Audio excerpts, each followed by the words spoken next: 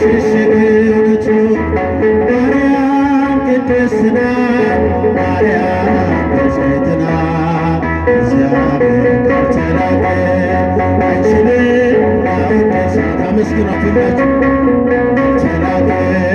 አንችልም ማወደሳት በዘካርያስ ቤት አቀረች ምስጋና የባሪያይቱን ውዴት ተመልክቷልና ፍጥረት ለዘዝጋለች እኔ በአንድ ቃል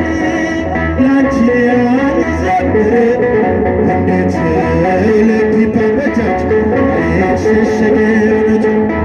ማርያም ቅድስት ናት ማርያም ብፅዕት ናት ካልተላከ አንችልም ያወደሳት አመስግኗት ካልተላከ